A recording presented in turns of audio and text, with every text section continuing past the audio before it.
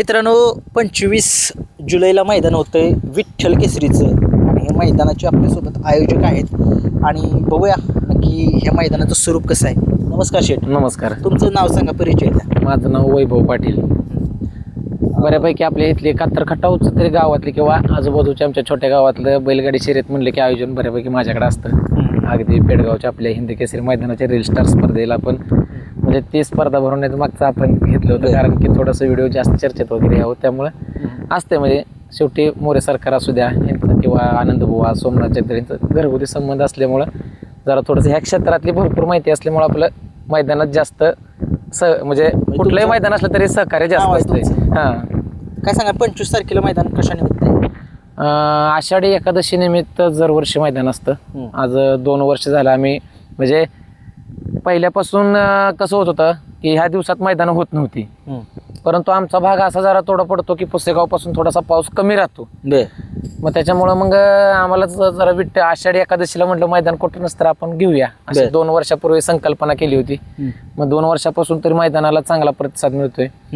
मग आता बैलगाडी मालकांची इच्छा होती की जुनी फाटी जरा थोडीशी ढाळ आहे तोंडाला, तर थोडी नवीन फाटी करा म्हणून मग नवीन फाटी आपण तयार करून इथं घेतली आहे. पावसाची कसलीही अडचण नाही.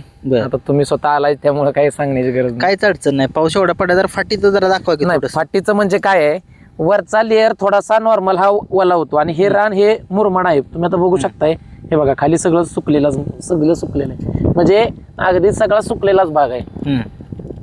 काहीच अडचण नाहीये.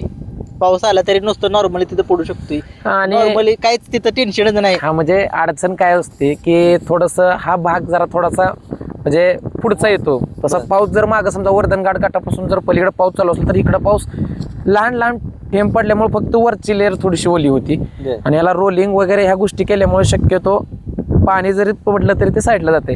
आणि शेवटीही जर प्रमाणापेक्षा बाहेर पाऊस पडला तर शेवटी निसर्गाच्या पुढं काही नाहीये. पण 99% आम्हाला खात्री आहे की आम्ही म्हणजे आतापर्यंत 2 पर्व तर आषाढी एकादशीला पार केलेत.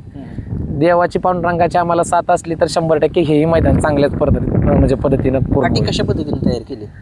फाटीला आता म्हणजे रक्कम सांगूच नाही, पण लय कष्ट घेतलं फाटी तयार करण्यासाठी. कारण की पहिले फाटीला जरा थोडंसं म्हणजे मैदान पारदर्शक होतं, परंतु फाटी थोडीशी तास जुळक होती. मग थोडासा ढाळ होता, मोठ्या बैलांना पळता येत नव्हतं. त्यामुळं मग आपण थोडंसं मोरे सरकारांनी वगैरे रिक्वेस्ट केली. सगळ्या बैलगाडी मालकांचा फोन यायला लागलं की पाटील फाटी तेवढी चेंज करा, म्हणून आपण मग ही फाटी निवडली. ही आपण 8 दिवसात ही सगळी फाटी तयार करून रोलिंग करून आणि अगदी पेडगाव फाटीला जेवढं मधलं अंतर आहे असं मध्ये 16 फुटाचं अंतर टाकलं की जेणेकरून गाडी कितीही चढली तरी फॉल होऊ नये. टोटल फाट्या किती आहेत? 12 फाटे आहेत टोटल. 12 फाट्या आहेत. 12 आहेत. बैलांना खाली थांबण्यासाठी जागा तर भरपूर आहे. खाली पण आहे आणि वर पण आहे. हे सगळं एवढा अख्खा पूर्ण एक 20-25 एकराचं माळ मोकळच असतंय. त्यामुळं फक्त आम्ही यावेळेस ठरवलंय इथं त्रास म्हणजे लोक जे जनावर वगैरे हिंडण्यासाठी येतात त्यांनी आम्हाला कालच रिक्वेस्ट केली आहे की हात जोडून विनंती केली की फक्त कचऱ्याचं तेवढं व्यवस्थापन व्यवस्थित करा. त्यामुळं हॉटेल व्यावसायिकांना आमची हात जोडून विनंती आहे की आम्ही पिशव्या देणार आहे कॅरी बॅग, त्यातच तुम्ही तुमचं सगळं काय असेल ते टाका. आम्ही एक 4 ट्रॉल्या लावणार आहे, त्याच्यामध्ये तुम्ही कचरा टाका. प्लॅस्टिकच्या बॉटल विनंती आहे कुणी इकडे तिकडे टाकू नका, कारण की जनावर हिंडतायत. सगळं इथल्या लोकांचं मैदान एक तो बऱ्याचशाच ठिकाणी आपण बघतोय की मैदान घ्यायला विरोध होतोय का तर फक्त कचऱ्यामुळं. मग इथं बी यात काल लोकांनी येऊन आपली विनंती केली की आता फक्त कचऱ्याचं व्यवस्थापन करा. मैदानात आमचं काही म्हणणं नाही, पण फक्त कचरा जास्त होऊन देऊ नका. हे मैदान ओपनच होतंय, थोडंसं बक्षीस स्वरूप सांगा ना. पहिलं 1,01,111 रुपये बक्षीस आहे, शेवटचं बक्षीस 10,000 आहे. म्हणजे जसं अखिल भारतीय बैलगाडी संघटनेनं ठरवून दिलेलं बक्षीस रूपरेषा तशी आहे. गाडी जास्त आली तर आम्ही आता 8 बक्षीस ठेवलेत. गाड्या जास्त झाले तर आम्ही 10 बक्षीस करून जे बक्षीस शेवटचं 11,000 आहे तेच पुढे कंटिन्यू केलं जाईल. म्हणजे असं नाही की 11 आहे शेवटला लगेच 8 येणार 7 येणार असं नाही. 11 आहे तर 9 आणि 10 ते पण 11 असं. काय सांगाल गाडी नोंद करण्यासाठी? काय सांगाल प्रवेश फी किती आहे सांगा? प्रवेश फी ओपनला 1100 रुपये आहे, आदतला 1000 रुपये आहे. दुसऱ्या दिवशी आदत आहे? हा, 25ला ओपन आणि 26ला आदत. त्या आदतचं बक्षीस स्वरूप सांगा. आदतला पहिलं 1 लाख आहे, मग त्या हिशोबाप्रमाणे 20,000 रुपये प्रमाणे दिवस येऊन 1,81,000 असं. म्हणजे सलग 2 दिवस हे मैदान? सलग 2 दिवस आहे. सलग 2 मैदानाची ओपनची फाटीची लांबी किती? 1,000 फूट.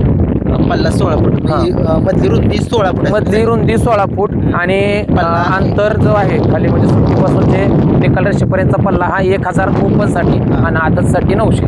बॅरिकेड किती राहील दोन्ही साईडला? दोन्ही साईडला 300 फूट बॅरिकेड राहील. प्रेक्षकांसाठी सुद्धा भरपूर जागा आहे, त्यामुळं काही सगळं अख्खं मैदानच मोकळं आहे. त्यामुळं काय आणि आम्ही मुळात एक केलंय की 12 तास आखण्यामागचं कारण आहे की कंपल्सरी कडची 2 तास राखीव म्हणून राहावीत, यासाठी आम्ही 12 तास आखलेत. लाईव्ह लॉट कधी निघतील? लाईव्ह लॉट ओपनचे 24 तारखेला संध्याकाळी निघतील. 7 वाजता नोंद बंद म्हणजे बंद. मागच्या मैदानात पण तसं झालं होतं की एक महाराज केसरी म्हणून मैदान टाकलं होतं. आम्ही मैदान टाकण्यामागचं एक कारण असतं की कुठंतरी बैलगाडी क्षेत्रातच काहीतरी आम्ही ते मैदान घेतलं का तर ह्या फाटीला पैसे कोण देणार म्हणून ते मैदान घेतलं. त्या मैदानातून 30,000 रुपये राहिले आणि मग थोडंसं आमच्या कात्रेश्वर केसरीचं 1 लाख रुपये आम्हाला शिल्लक होते. ते यात्रा कमिटीने सांगितलं की आपलं यात म्हणजे गावचंच मैदान भरतंय, ते 1 लाख आम्हाला गावाने दिले आणि असं 1,30,000 आपण हे नवीन मैदान तयार केलंय.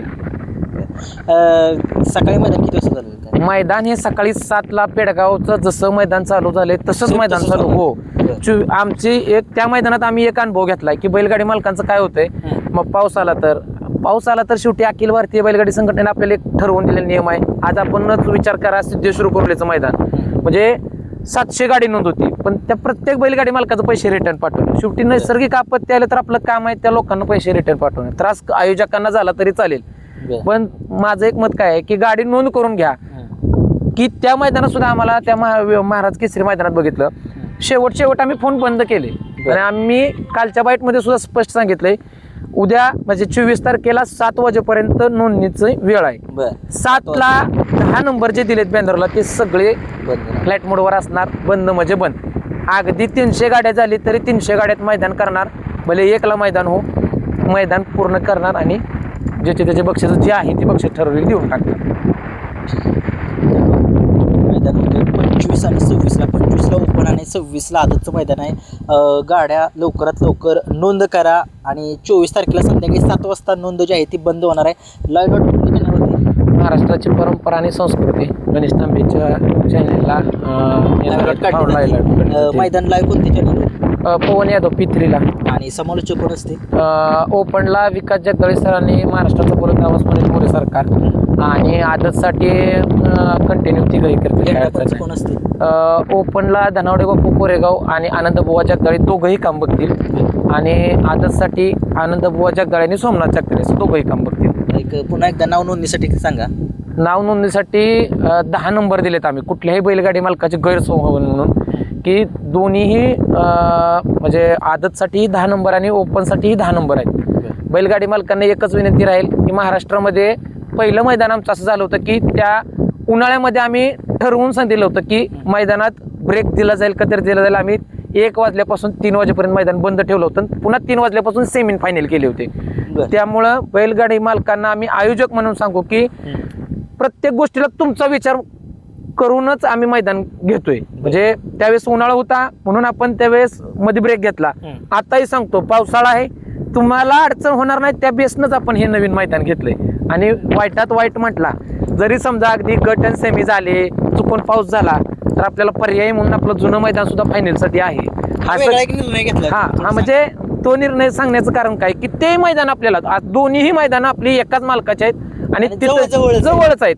अगदी आम्ही सोनू मंडपला त्या स्पष्ट सांगितलंय की तुम्ही तुमचा सेटअप असा करा.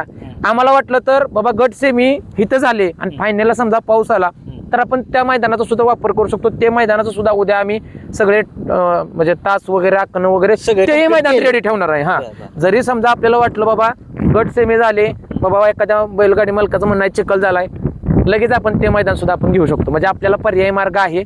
त्यामुळं मला वाटतंय की नोंदणीला कृपया बैलगाडी मालकांनी कुणीही जास्त वेळ लावू नका, नोंद करून घ्या. फक्त आमची एक कल्पना काय आहे की जर त्या मैदानावर जर आपण फायनल घेतला तर त्या मैदानाला फक्त 9 तास आहेत. म्हणजे तिथं गाड्या इथं म्हणजे जसे 12 तास आहेत तशी तिथं 12 तास नाहीये, तिथं 9 तास आहेत. त्याच्यामुळं आमचे 8 बक्षीस आहेत आमचं. म्हणजे आम्ही आमच्या डोक्यात काय आहे, जर समजा अगदी वाईटात वाईट गट सेमी इथं झाले आणि गाड्या पण आपल्या लिमिटेड असल्या तर बैलगाडी मालकांनाच विचारायचं की तिकडं घ्यायचं का. जर ते घ्यायचं म्हणले तर तिकडं, बैलगाडी मालक म्हणले इथंच घ्यायचं तर इकडं. शेवटी आयोजक म्हणून पळणारे आपले सगळ्यांचे नंदी आहेत. बरं. नंदीला कुठली अडचण येऊ नये त्या हिशोबानं जे बैलगाडी मालक म्हणतील ते. शेवटचा प्रश्न विचारतो, लोकेशन सांगा फाटीचं थोडं. लोकेशन जी पहिली फाटी होती त्या फाटीपासून फक्त 1000 फूट अंतरावरच फाटी आहे. आम्ही बॅनर वगैरे थोडंसं लावणार आहे, त्यामुळं शक्यतो बैलगाडी मालकांना काही अडचण नाही. पहिल्या मैदानावर येऊन उभा राहिला तर हे मैदान लगेच दिसतं, त्यामुळं काही अडचण नाही. जे आहे कातरखाटाचं जुनं लोकेशन आहे तेच लोकेशन आहे, कातरखाटा वेणकोळ रोडला. ठीक आहे मित्रांनो, लवकरात लवकर नोंद करा आणि एक मोठं मैदान होणार आहे कातर खटावचं विठ्ठल केसरीचं मैदान. तुम्ही वेळ दिला त्याच्याबद्दल खूप खूप आभार, धन्यवाद.